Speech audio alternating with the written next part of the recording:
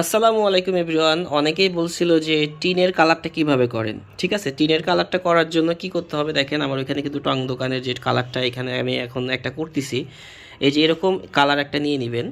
ঠিক আছে, এটা হচ্ছে জং ধরলে যেরকম কালার হয়, ওয়ান কাইন্ড অফ খয়েরি কালার বলে বা চকলেট কালার। চকলেট কালারটা একটু ডার্ক হয়, তো খয়েরি কালারটা বেশি মানায় যখন একটু লালচে লালচে ভাব আসে। তো ফ্রেশ টিনকে আমরা এরকম ফ্রেশ টিনকে এভাবে জং ধরা বানাবো। কিভাবে বানাবো এই দেখেন, আমি আপনাদের সিম্পলি একটু দেখায় দিই। দেখেন এটা কতটা টিনের চালের মতো লাগে, ক্র্যাক ভার্সন। তো ফার্স্টে একটা দাগ দিয়ে নেবেন। টিন তো পুরাটা একটা একটা করে লেয়ার হয়, তাই না? সো এরকম দাগ দিয়ে নেবেন, তাহলে বুঝতে সুবিধা হবে এটা একটা টিনের চাল, এটা একটা এইভাবে কিন্তু হয়। টিনের চাল তো দেখছেন হয়তো, যারা দেখছেন তারা। এখনকার সময় আসলে বাচ্চারা এগুলো জানে না, আগে অনেকেই জানতো, এখনকার অনেকেই জানে না টিনের ঘর কি। টিনের ঘর, মাটির ঘর অনেকে দেখতেই পারে না। সো যাই হোক, আমি দেখাই দিই কীভাবে এটাকে জং ধরাবেন। এই দেখেন, ফার্স্টে আমরা এরকম হালকা হালকা করে এই যে জং ধরানো ফিল নিয়ে আসবো। তারপরে এই যে এরকম এরকম করে দিব। খুবই সিম্পল, এটা আসলে ব্রাশের উপর ডিপেন্ড করে আপনি কীভাবে ব্রাশ চালাচ্ছেন। ঠিক আছে, সুন্দর করে ফোকাস করবেন।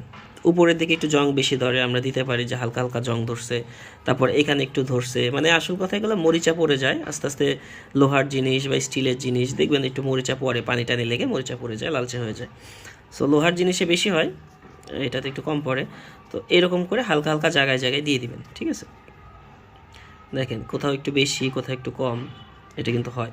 সো এইভাবে যদি দিয়ে দেন হালকা হালকা করে, দেখেন অলরেডি আমার যে পুরাতন যে টিনের চালের একটা ভাঙ্গাচুরা, সো এইটা কিন্তু চলে আসছে। ঠিক আছে, এই দেখেন কতটা সুন্দর লাগতেছে, কতটা ন্যাচারাল লাগতেছে। আমি এতক্ষণ এটা করলাম, সো ভাবলাম আপনাদের একটু দেখাই এটা কীভাবে করতে হয়। তো এখন আপনারা হয়তো ইজিলি করতে পারবেন এটা কীভাবে করতে হয়। আমার ব্যাকগ্রাউন্ডটা ইগনোর করবেন, ব্যাকগ্রাউন্ডের অবস্থা ঝাঁকানাকা। তো আমি জাস্ট আপনাদের এই টিনের ঘরগুলার যে রিয়েলিস্টিক ইফেক্টটা সেটা আনার জন্য, আপনাদের দেখানোর জন্য আসলে রংটা দেখালাম। ঠিক আছে, কারো কোনো কোশ্চেন থাকলে অবশ্যই বলবেন। আস্তে আস্তে ছোটো ছোটো টিপসগুলো দিয়ে দিব, কারণ অনেকে আক্স করে ভাই ঘর কীভাবে বানান। আর এই যে কালারটা, এটা কালারটা করার জন্য মানে টিনের যে কালারটা, এটার জন্য আপনারা সিলভার কালার ব্যবহার করতে পারেন, বা একটা শর্টকাট বুদ্ধি আপনাদের শিখাই দেয়, এরকম একটা সিলভার স্প্রে ইউজ করতে পারেন। ঠিক আছে, তাহলে কি হবে, একদম পুরাটা টিনের ইফেক্ট পাবেন।